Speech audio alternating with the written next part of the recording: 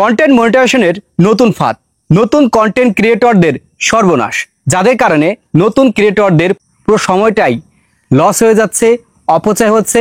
একেবারে বাংলা ভাষায় যদি আমি আপনাকে বোঝাই, তার পুরো সময়টাই বরবাদ হয়ে যাচ্ছে। এখন আপনি যদি আপনার পুরো সময়টাকে বরবাদ করতে না চান, তাহলে আজকের ভিডিও তেমন 5টি বিষয় আমি আলোচনা করব।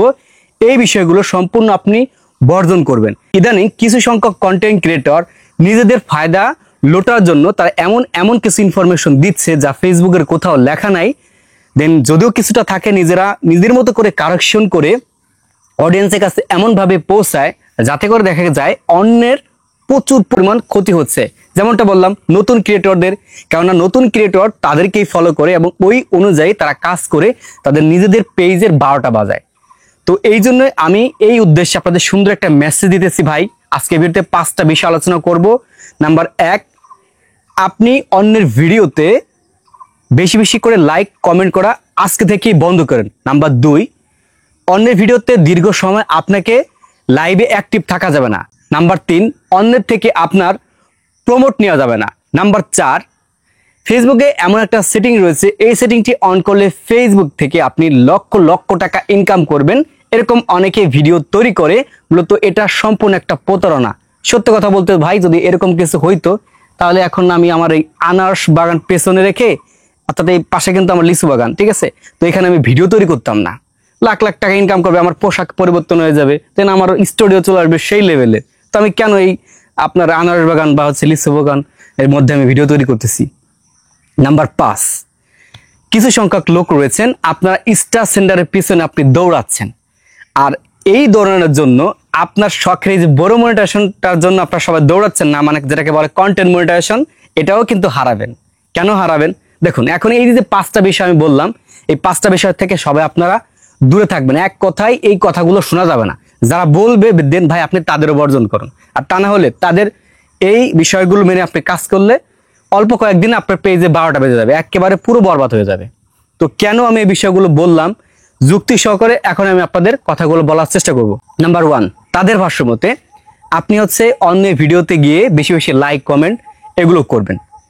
এগুলো বেশি বেশি করলে কিন্তু সত্যি কথা বলতে ভাই, আপনার নিজের পেজের বা আপনার প্রোফাইলের ক্ষতি হচ্ছে। কিভাবে? এখন আমি আপনাদের বোঝাচ্ছি। তো প্রথমত তারা বলতেছে যে আপনি অন্যের ভিডিওতে গিয়ে লাইক কমেন্ট করবেন, তাদের ভিডিওগুলো বেশি বেশি করে শেয়ার করে দেবেন। দেখুন, আপনি আপনার ফেসবুকের জন্য একটা ভিডিও তৈরি করেছেন, আইডি বা পেজে আপনি পোস্ট করছেন। পোস্ট করার পর 5 মিনিটের মধ্যে দেখবেন কমেন্ট সেকশনে 100টা কমেন্ট চলে আসছে, বা 50, 60, 70 এরকম কম বেশি আসতে পারে। আসার পর আপনি একটা বিষয় খেয়াল করবেন, আপনি যে টপিকে ভিডিওগুলো তৈরি করেছেন ওই টপিক অনুযায়ী একটা কমেন্টও নাই। দেন সম্পূর্ণ ফুলের ভালোবাসা, দেন সে হাবি জাবি দিয়ে একদম পুরো ভরে ফেলাইছে। এখন ফেসবুকে যখন আমরা একটা কমিউনিটি গাইডলাইন রুলস ভঙ্গ করি, ফেসবুক সাথে সাথে কিন্তু আমাদের ওয়ার্নিং দেয়, পোস্টটা ডিলিট করে দেন। অনেকে দেখা গেছে মনিটাইজেশনটা কিন্তু নিয়ে নেয়। ফেসবুক যদি এইটা ধরতে পারে, ফেসবুক এটাও কিন্তু ভাই ধরতে পারে যে আপনি কি ধরনের কমেন্ট করেছেন, আমি কি ধরনের ভিডিও পোস্ট করেছি, ক্যাপশন দিয়েছি, ভিডিওতে কি বলেছি। তো ভিডিওতে ভুল থাকলে তো ফেসবুক ওটাকে ডিলিটই করে দিত। আর এই যে আপনি যে কমেন্টগুলো করলেন না, আমার দেখছেন ভিডিও সাথে সাথে ভিডিও আপলোড করার সাথে সাথে 3, 4, 5টা করে একজন করে কমেন্ট করে দিয়েছেন, এটা সম্পূর্ণ স্প্যামিং। এটা আপনি আপনার নিজের আইডি বা পেজের জন্য ক্ষতি করতেছেন। যেমন যার ভিডিওটা আপনি দেখে এই যে একবার দেখা গেছে যে আপনার ঝাঁক বেঁধে মাছির মতো আইসে কমেন্ট করে যান, 5 মিনিটের মধ্যে 100-200 লাইক পড়ে যায়, দেখা গেছে যে আপনার কমেন্ট পড়ে যায়। ফেসবুক হয়তো যা ভিডিওটা দেখতেছেন সাময়িক সময়ের জন্য অ্যানালিটিক্সটা বাড়িয়ে কিছু সময় সামনে নেয়, কিন্তু পরবর্তী আস্তে আস্তে পুরো পেজটা কিন্তু ডাউন হয়ে যায়। তো এই সমস্ত ক্ষতি করা থেকে আপনি নিজে বিরত থাকুন এবং অন্যকে বিরত থাকতে উৎসাহ দিন। আশা রাখি এই প্রথম পয়েন্ট আপনারা বুঝতে পেরেছেন। নাম্বার 2, দ্বিতীয় অপশনে বলা হয়েছে যে আপনি অন্যের ভিডিওতে দীর্ঘ সময় অ্যাক্টিভ থাকবেন, মানে লাইভে আপনি অ্যাক্টিভ থাকবেন। কেন ভাই? যে লাইভটা করতেছে আপনি তার লাইভে যদি অ্যাক্টিভ থাকেন তো লাভটা তো তার।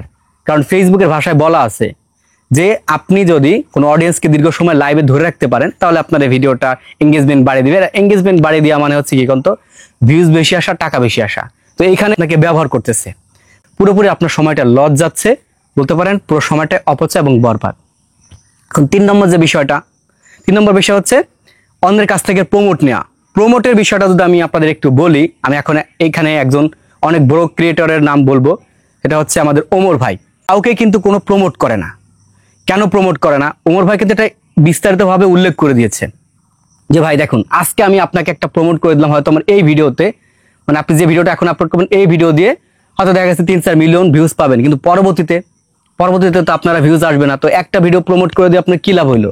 তো যোগ্যতা থাকে ভাই, আপনি আপনার নিজের ভিডিও দিয়ে আপনি এমন কিছু তৈরি করেন যাতে করে অডিয়েন্স আপনাকে আপন করে নেয়, ভালোবাসে। তো বুঝতে পারছেন? আশা রাখি এইটা যদি বুঝতে পারেন তাহলে প্রমোট বিষয় সম্পর্কে আপনাকে কিছু বলা লাগবে না। সন্ধ্যার পর এরকম প্লেট নিয়ে অনেকে বসে থাকে প্রমোট দেওয়ার জন্য, এই সমস্ত প্লেটের কাছে আপনাকে যেতে হবে না। আর যারা এই ধরনের কাজগুলো করে তাদেরও বলতেছে ভাই, আপনাদের মাথায় যে ব্রেনটা আছে এটা অন্য জায়গায় চলে গেছে, ওইখান দিয়ে ভালো কিছু পড়ে না, তো একটু ভালো হওয়ার চেষ্টা করেন। এখন নাম্বার 4 নাম্বার যে অপশনটা, কিছু সংখ্যক ক্রিয়েটর ভিডিও তৈরি করে বলে ফেসবুকে এমন একটা সেটিং রয়েছে যে সেটিংটি অন করলে ফেসবুক থেকে আপনি লাখ লাখ টাকা ইনকাম করতে পারবেন। বা এটা সম্পূর্ণ একটা প্রতারণা, একটা ভাওতাবাজি, দেন এসে আর কিছু নাই। এখন অনেকে আছে এই ধরনের ভিডিওগুলো অনেকে বলে, দেন ওই কথাগুলো নিয়ে আপনাদের একটা সতর্কবাণী দিয়ে একটা ভিডিওগুলো তৈরি করে, সেটা তো ভাই ভিডিও তো বলে দিতে হয়, তাই না?